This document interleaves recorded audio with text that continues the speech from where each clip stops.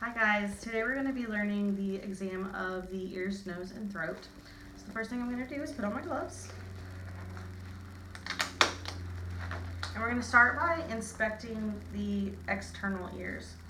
And we're also going to palpate them. So when we inspect them, we're going to look at them and you're going to verbalize to me that we're inspecting for deformities, lumps, and skin lesions. And then when we're palpating the external ears, we want to examine behind the ears. So we're going to look back here. And then we're also going to push firmly on the tragus, just that little part right there. And then we're going to push firmly behind the ear. And then we're going to move this auricle up and down, and down, up and down. You're going to want to do that on both sides. You can do it on both sides at the same time, and that's just fine. The next thing that we want to do is we're going to inspect the auditory canals, and we are going to grab our otoscope and turn on the light and attach the speculum. To inspect the auditory canals of an adult, you want to pull the auricle up and out and away from the patient, and that's going to help straighten out the canal and make it a little bit easier for you to see the tympanic membrane. So again, with an adult, we're going to pull up and out, and that's going to help straighten out that auditory canal so we can see that membrane. And then when we're looking in the canals themselves, we're going to, first of all, we're going to take our otoscope and we're going to hold it. You kind of hold it upside down almost and at an angle. And then when we're looking at the auditory canals, we're looking for discharge, foreign bodies, and redness. And then the other thing that we're looking for is we actually want to look at the tympanic membrane while we're in there. For that, we're noting a few different characteristics as well. So you're going to verbalize to me the color, contour, cone of light. We're going to be looking at the pars flaccida and the pars tensa. And we're also going to be looking for the handle of the malleus and the short process of the malleus. And those you'll see once you get in there. It takes a little bit of practice, but we have a lot of good guides around the room for you to look at of different pictures so you know exactly what you're looking for. But remember, you're going to kind of hold this kind of at an angle, and you're going to pull up and out and back and then look, okay? The next thing we're going to do is test the patient's auditory acuity. So for this, we're going to ask the patient to close her eyes and cover one ear with her hand. Great. And then what you're going to do is rub your fingers next to the uncovered ear and ask her if she hears a sound. So you close your eyes. Mm-hmm. Great. And then I'm going to have you cover your other ear. Tell me if you hear a sound. Yes. Good. And that's how we test auditory acuity. You want to test each ear separately. There's another way to do this too, and it's really your choice how you want to, but you can have the patient cover an ear again, and you can stand behind the patient if you don't want to ask her to close her eyes. And you're going to whisper words towards the uncovered ear and have her repeat those words back. So you would say something like, Boy, cat, ball. great. And then what we're going to do is come to the other side, have her cover the other ear, and whisper some different words, preferably. So we'll say, Pen, light, table. good. And just have her repeat those words. And that's another way you can test auditory acuity. All right. Next, we're going to do the Weber test for lateralization. So for this, we're going to need a tuning fork. The tuning fork, we're going to strike it on our own hand, and then remember, you only want to touch it by the handle down here. You don't want to touch up here because that's going to interfere with the vibrations and interfere with your test ultimately. So we're going to strike it, and then we're going to place the fork either in the middle of the head, or you can place it midline of the forehead, your choice. Either one is acceptable. So we're going to strike it. I like to do it on top of the head. And then we're going to ask the patient, do you hear this in one ear or both? Both. And do you hear this equally in both ears? I don't hear anything now. You don't hear? Okay, so let's strike it again. Do you hear it in one ear or both? Both. Do you hear it equally in both ears? Things louder on this side. Okay, so that's actually an abnormal finding, and we'll talk about that in class. So then the next thing we're going to do is the Renee test. Looks like Ryan, it's pronounced Renee. Renee test to compare air conduction and bone conduction. So we're going to use the tuning fork for this as well.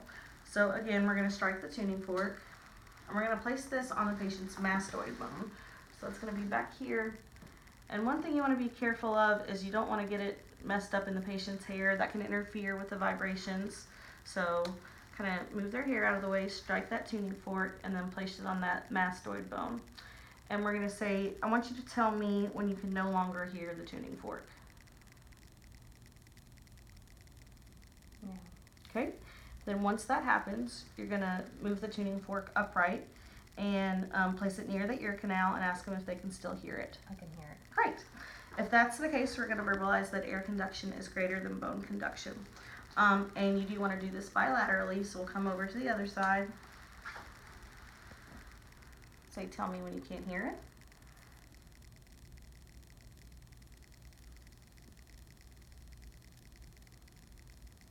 No. Can you still hear it? Yes. Great. And then again, verbalize air conduction is greater than bone conduction. So that's the Renee test. Move on to the nose. So for the nose, the first thing we want to do is inspect the nasal vault in the septum. So we're going to use the otoscope again, and we're going to use the largest speculum. Show you the difference here. So if you can see, this one has a larger opening than this one. This one is typically a pediatric speculum, and it's usually a 2.5 measurement, and then this one's usually a 4.0, and you'll see those on the walls of your exam rooms and on the walls here in the classroom. So we're going to use the largest one that the patient's nose can accommodate. So Lori's an adult, so we'll use the adult size speculum. So just snap that on there. And we're going to ask the patient to tip their head back. And then you're going to take your thumb and push up the tip of her nose. I like to stabilize my hand up here on the patient's head. And then you're just going to look up. You don't have to insert the speculum all the way in the patient's nose unless there's a lot of hair or you just can't see. But then you just look up into the nose and look for that septum and at that nasal vault. While you're doing that, you're going to verbalize that you're looking for the following things. So these things are swelling, bleeding, exudates, the nasal mucosa, the nasal turbinates, deviation, inflammation, perforation, and then any polyps or ulcers. The other thing that we're going to want to do is palpate the frontal sinuses and the maxillary sinuses. So for the frontal sinuses, we're going to palpate below the bony brows on both sides, so here, and we're going to take pressure and push upwards. And usually when I do this in practice, I ask the patient if they have any pain when I do this. It can be indicative of a sinus infection or sinusitis. Again, you want to put sufficient pressure and you want to do that bilaterally. Next one we're going to do are the maxillary sinuses. The maxillary sinuses we're going to do just below the cheekbones. And again, we're going to push upward with sufficient pressure. And then you typically ask the patient, do you have any pain when I do that? You're going to want to do it bilaterally. That's all for the sinuses. We'll move on to the mouth. So for the mouth, you want to use a light source for the internal oral examination. I just like to use my otoscope. I think it's easier. If you have a pen light, that's perfectly acceptable too. If you're going to use your otoscope, just make sure that you don't have a speculum on top so you get the most light source from that. So we're going to go ahead and inspect the lips and use that light source. No, you're good. Good. And then we're also going to use a gloved finger and a tongue blade to help visualize the surfaces. So I'm going to grab a tongue blade.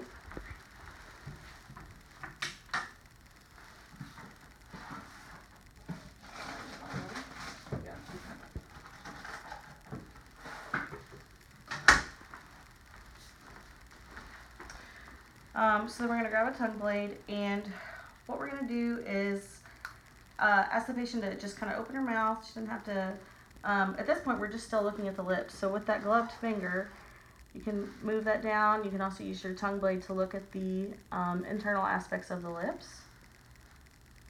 Good. And then use your light source at the same time. Good. For that, we're going to also inspect the oral mucosa. So we're going to have her open up again and kind of want to move the side of her cheek out of the way to look at that oral mucosa. There and there. And the things that we're looking for and the things that you're going to verbalize to me are we're looking for color, white patches, and then any ulcers or nodules. The next thing we're going to do is look at the inside of the mouth, similar to the way that we looked at the oral mucosa. So we're just going to ask her to open up again. And this time we're looking at the gums and the teeth, so you can use that tongue blade again if you want to look at her gums and look at her teeth, those pearly whites.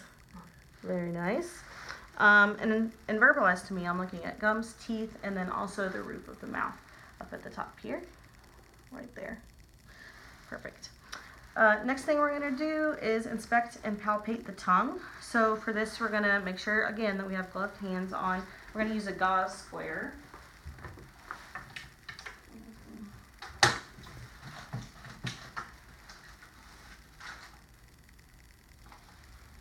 So you take a large gauze square like this, just kind of fold it in half, pinch it with your fingers, and you're going to ask the patient to kind of stick their tongue out, and then you're just going to move it around and look at the different areas of the tongue.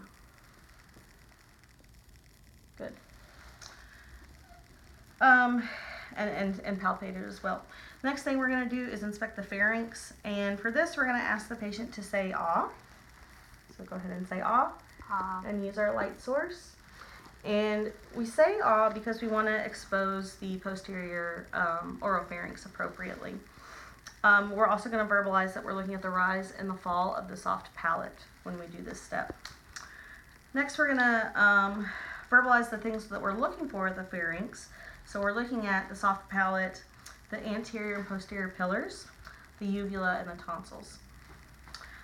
Almost done. Now we're going to look at the floor of the mouth. So this is going to be under the tongue, and we're going to inspect the frenulum. So we're going to ask her to open her mouth and lift up her tongue, and then look at that frenulum right there. It's that connective piece of tissue. Good. We're going to palpate the buccal mucosa and the gums. So again, we're going to make sure our hands are gloved and palpate that buccal mucosa. So I'm going to ask her to open her mouth. I'm just going to feel around in here on the buccal mucosa on the sides of the mouth, and then on her gums as well. And what we're feeling for and looking for, and the things that you need to verbalize to me, are we're looking for lesions, masses, and swelling. So that concludes the ear, nose, and throat.